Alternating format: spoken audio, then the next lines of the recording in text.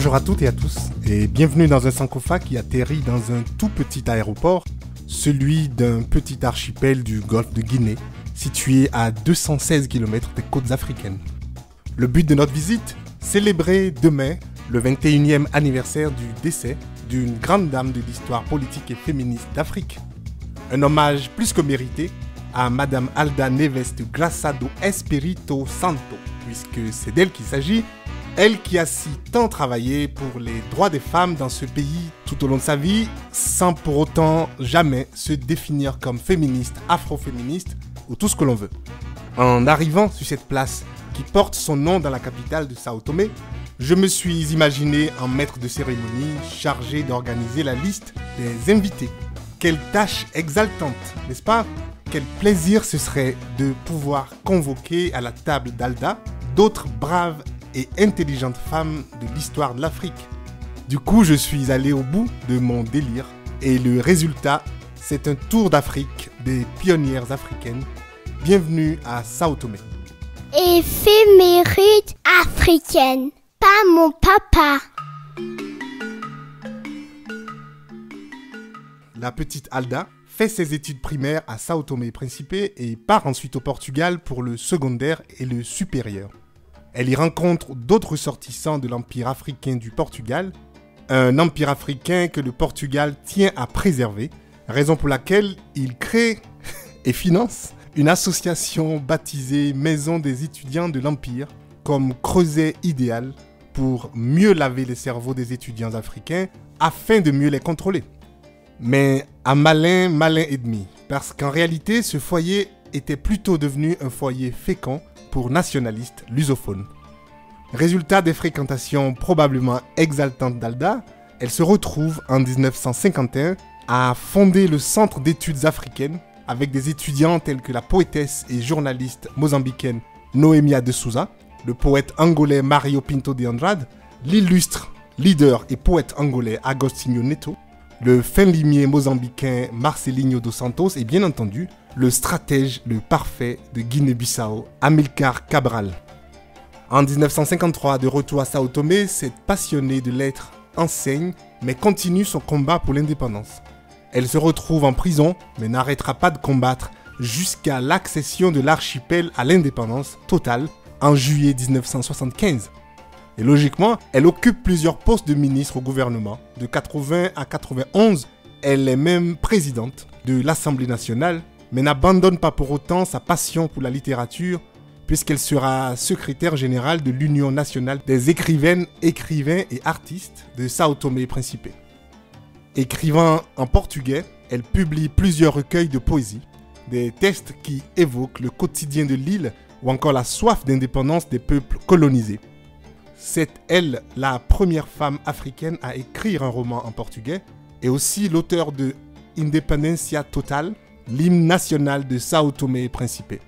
Une vie bien remplie qui s'est retirée en 2010 dans un hôpital de Luanda en Angola. Et Luanda justement, c'est notre prochaine destination. Pour visiter là-bas cet hôpital mère-enfant qui porte le nom d'une des combattantes que personnellement j'admire le plus. Josina Machel. Oui, Machel, mais pas Graça Machel, la femme aux deux présidents. Josina l'incroyable était la première femme de Samora Machel, héros de l'indépendance du Mozambique. Josina Abiata Mutemba Machel, née en 1945 à Vilanculo, île magnifique que j'habiterais volontiers, est une femme pressée.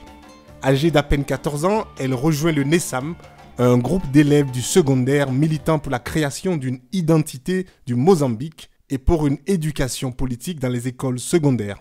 De Maputo à Dar es Salaam, où est basé le Frélimo, il n'y a pas si loin normalement, mais Josina, qui veut rejoindre le Frélimo, aura du mal.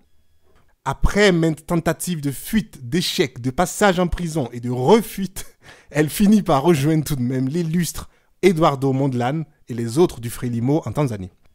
Elle n'a que 20 ans et exerce déjà diverses responsabilités dans la lutte pour la libération du Mozambique, reçoit un entraînement militaire, s'engage dans les combats, milite pour l'égalité des hommes et des femmes au sein de la lutte de libération, fait des voyages dans le monde entier pour la cause et en même temps se marie à Samora, accouche d'un enfant, etc.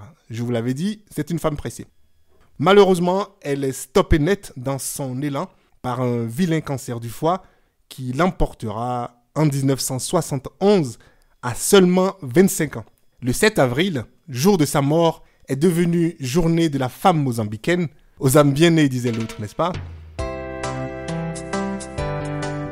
Non. 25 ans, c'est super jeune pour mourir. Mais 33 ans aussi. 33 ans, c'est l'âge auquel est morte Lala Fatma Nsoumer, cette résistante kabyle qui, elle, avait rejoint la lutte contre la colonisation française à l'âge de 20 ans. En 1854, elle remporte la bataille du Haut-Sébaou, sa première victoire contre les Français.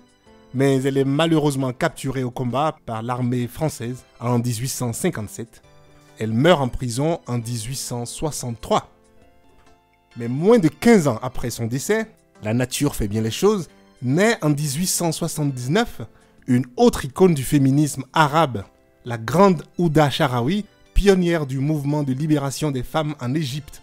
Elle et un peu plus tard Doria Shafik ont combattu les systèmes en place et leur mérite dépasse largement ces quelques lignes que j'écris ici.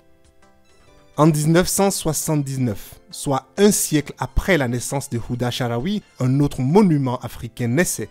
C'est la parution du livre « La grève des Batous » de la plus grande romancière africaine, Madame Aminata Sow Fall, pourfendeur incroyable de l'injustice sociale devant l'éternel et critique absolue des élites postcoloniales africaines.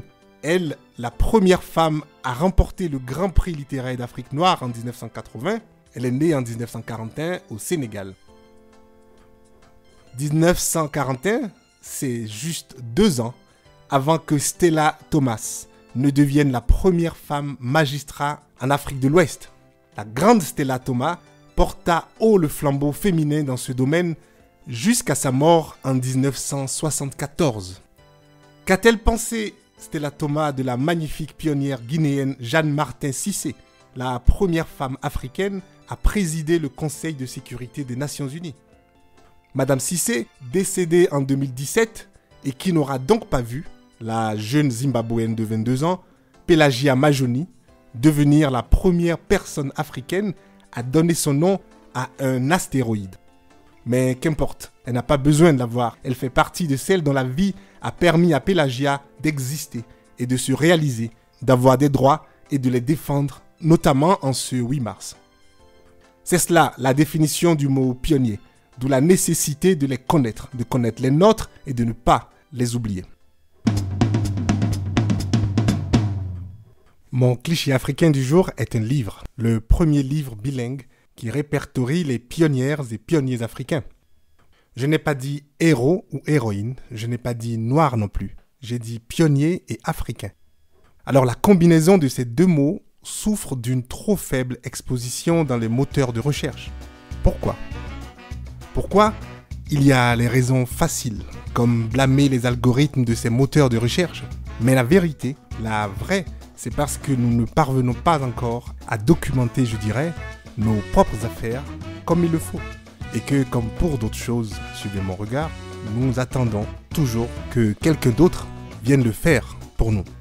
Et donc, 50 pionnières et pionniers méconnus de l'histoire récente de l'Afrique dans un livre superbement illustré pour inspirer les enfants et les adultes. Voilà donc ma promesse.